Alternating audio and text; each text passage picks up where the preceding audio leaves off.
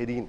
هذه المباراة كانت مباراة عصيبة وصعبة، وأعتقد التحكيم ساهم أيضا بزيادة صعوبتها ووصفها بمباراة درامية، وأعتقد الحكام مساعدين بشكل أساسي كان لهم دور كبير في ذلك. طبعا سوف نستعرض بعض من هذه الحالات، ليست كلها لأنها الحالات كثيرة، سوف نستعرض أكثر الحالات تأثيرا على مجريات اللقاء. الحالة الأولى ونتحدث عن الهدف، طبعا هو هدف إعادة الأمل بالأحرى، هو هدف بايرن ميونخ الثاني في الدقيقة 77، كرة مرفوعة إلى داخل منطقة الجزاء، طبعا لا وجود مولر الذي لعب الكرة بالصدر، سوف نلاحظ ذلك. طبعا راموس بعد ذلك سجل. هذه اللحظة الأهم، هذه هي اللحظة الأهم. في البداية مولر لم يكن في موقف تسلل، لكن في هذه اللحظة عندما لعب الكرة طبعا لوفاندوفسكي كان متقدما عن آخر ثاني مدافع وهو راموس، لكن اللحظة الأساسية هنا لحظة لعب الكرة بالصدر. إذا هو على خط الكرة، كان متقدما على خط الكرة. الكرة التي لامست الصدر، فكان لوفاندوفسكي متقدما على الكرة التي صدمت بالصدر وذهبت إليه، وبالتالي هذا بالتالي هذا تقصد في تسلل كابتن؟ تسلل. نعم. مين تسلل؟ مولر تسلل؟ الرجاء قطع الصوت علي حتى استطيع ان اسمع الاستديو. كابتن تسلل من؟ مولر ليس في موقف تسلل، لكن عندما لعبت الكرة لوفاندوفسكي كان متقدما بهاللحظة، كان مولر وكان لوفاندوفسكي متقدما على آخر ثاني مدافع وهو راموس. القضية هنا ليست آخر ثاني مدافع في هذه اللحظة، اللحظة الثانية هي لحظة لعب الكرة هي متقدمة على المدافعين، وبالتالي المقارنة بين الكرة وبين اللاعب الذي وصلته الكرة، الخط الأصفر هو خط الكرة، هو الخط الذي لمست فيه صدر الكرة ومن ثم ذهبت، كان متقدما عن الخط الأصفر بفارق القدم أو فارق الساق، وبالتالي هو أقرب من الكرة إلى هو أقرب إلى خط المرمى من الكرة في لحظة لعبها أو في لحظة لمسها بالصدر، وبالتالي هذا يستوجب أن يحذف هذا الهدف لوجود حالة تسلل. حالة ثانية كابتن وصعبة جدا. الحالة الثانية كابتن طبعا كابتن، لكن ليفاندوفسكي ما لمسش الكرة. ليفاندوفسكي ما لمسش الكرة. أرجو الإعادة. ليفاندوفسكي لم يلمس الكرة. هو راموس اللي لمس الكرة. راموس. ما في مشكلة.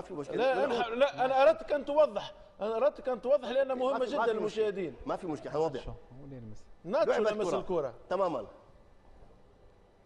نذهب هنا في هذه اللحظة هو مشارك باللعب، بغض النظر أنه وصل إلى الكرة، هو يحاول أن يلعب الكرة، وبالتالي هو متداخل بهذه الحالة مع راموس. إذن هو حقق من وجوده في موقف تسلل في اللحظة التي مريت فيه الكرة بالصدر. نعم. حصل تداخلا مع الخصم، وبالتالي هو هذا الهدف تسلل.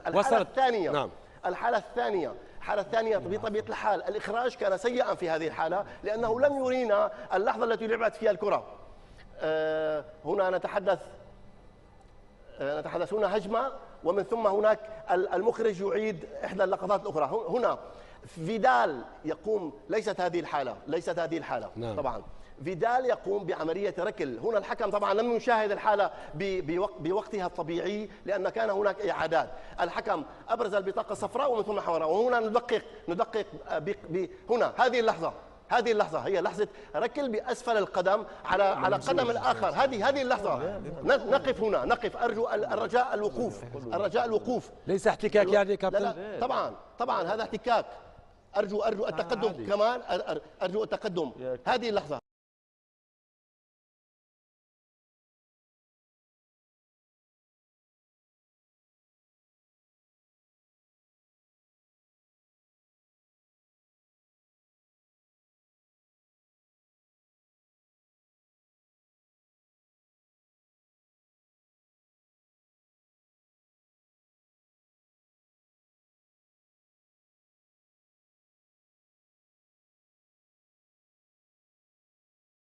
عندما نحسب هذه المخالفة، تكون المخالفة الأقل قوة هي مخالفة ركلة الجزاء المحتسبة لصالح روبن، التي بالكاد كان هناك تلامس على مستوى رأس القدم.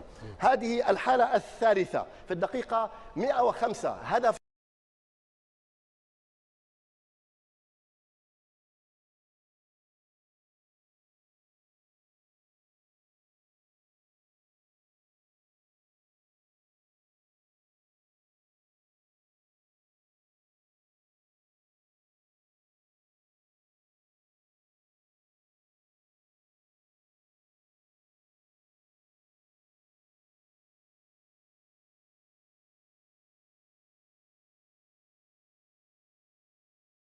واللاعب الذي تصله الكرة.